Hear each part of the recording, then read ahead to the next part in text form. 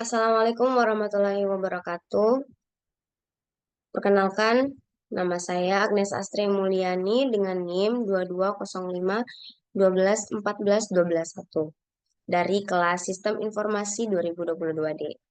Jadi di sini saya akan menjelaskan artikel mengenai eh,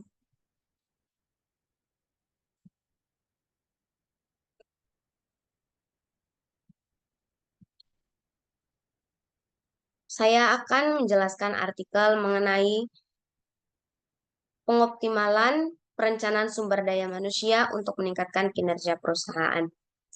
Baik, langsung saja. Perencanaan sumber daya manusia atau SDM merupakan fondasi awal yang bisa membangun sebuah perusahaan atau organisasi. SDM itu sendiri memiliki definisi setiap individu yang bekerja secara produktif untuk membuat organisasi atau perusahaan semakin bergerak, untuk maju secara produktif dan dapat berfungsi sebagai aset perusahaan atau organisasi.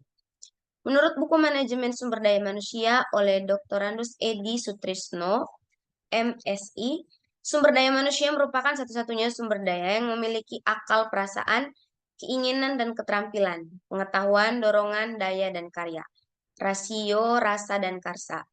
Berdasarkan pengertian ini, bisa kita simpulkan bahwa pengertian sumber daya manusia ini bisa dibagi menjadi dua, yaitu ada tujuan umum dan tujuan khusus. Yang pertama ada tujuan perencanaan sumber daya manusia. Di sini tujuan perencanaan sumber daya manusia dibagi menjadi tiga.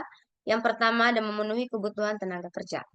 Dalam pemenuhan kebutuhan tenaga kerja ini eh, berguna untuk menunjang berjalannya perusahaan atau organisasi agar bisa bersaing dalam dunia persaingan bisnis.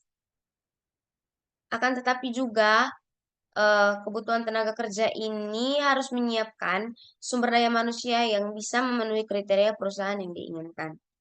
Yang kedua, menempatkan tenaga kerja secara tepat. Dengan adanya perencanaan sumber daya manusia ini, sebuah perusahaan bisa menempatkan tenaga kerja sesuai posisi atau sesuai skill keahlian dari tenaga kerja tersebut. Tenaga kerja memiliki kemampuan yang baik tidak akan bisa bekerja secara maksimal jika ditempatkan di posisi yang tidak sesuai atau tidak sesuai dengan skill dan keahliannya mereka. Yang ketiga, mencapai tujuan perusahaan.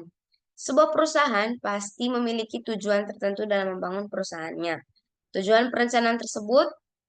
perencanaan sumber daya manusia ini salah satu penunjang keberhasilan dari satu tujuan perusahaan tersebut. Sehingga dengan adanya perencanaan sumber daya manusia yang baik dalam suatu perusahaan, maka tujuan perusahaan juga dapat tercapai dengan sangat mudah. Yang berikutnya ada manfaat perencanaan sumber daya manusia bagi perusahaan. Ada beberapa manfaat perencanaan sumber daya manusia bagi perusahaan, salah satunya adalah meningkatkan potensi karyawan. Perencanaan sumber daya manusia yang matang dan tepat sasaran dapat menghasilkan karyawan yang kompeten dan baik. Dengan adanya karyawan yang kinerjanya berkompeten akan mendorong sebuah perusahaan menjadi lebih baik dan sukses. Adapun manfaat lain dari perencanaan sumber daya manusia adalah memperkuat posisi perusahaan di tengah persaingan. Di banyaknya perusahaan yang sedang bersaing, perencanaan sumber daya manusia sangat-sangat dibutuhkan dalam perusahaan karena setiap perusahaan pasti ingin menonjol dan menjadi yang terbaik dalam bidangnya. Akan tetapi banyak perusahaan yang kalah bersaing dalam dunia bisnis karena kurang tepatnya strategi bisnis dan tenaga kerja yang kurang berkompeten.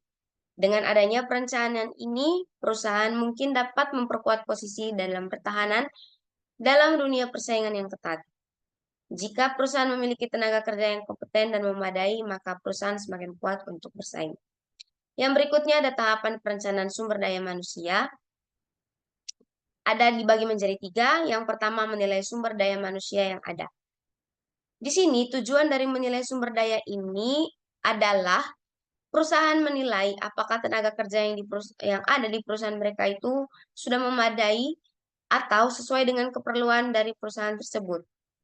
Karena sumber daya manusia ini juga sebagai jembatan untuk sebuah perusahaan bisa maju dan berkembang. Yang kedua merupakan perkiraan kebutuhan sumber daya manusia. Setelah perusahaan menilai sumber daya manusia yang ada, tahap selanjutnya perusahaan memperkirakan kebutuhan sumber daya apa yang akan dicari atau dibutuhkan oleh perusahaan tersebut untuk menjadi jembatan kesuksesan perusahaan mereka. Jika di dalam sebuah perusahaan memiliki atau mempekerjakan seorang yang kompeten dalam bidang itu dibutuhkan perusahaan, maka mereka dapat menambah tenaga kerja yang lebih kompeten lagi untuk kemajuan perusahaannya. Yang berikutnya ada menentukan strategi dan implementasinya. Setelah melewati tahap 1 dan 2 yaitu menilai dan memperkirakan, selanjutnya perusahaan dapat melanjutkan untuk menentukan strategi perencanaan sumber daya manusia yang baik dan bagaimana cara menerapkan atau mengimplementasikan ke perusahaan tersebut. Baik, mungkin itu saja yang bisa saya sampaikan mengenai artikel yang telah saya buat untuk pemenuhan syarat ujian akhir dari mata kuliah PSDP. Apabila ada kesalahan kata, saya mohon maaf. Wassalamualaikum warahmatullahi wabarakatuh.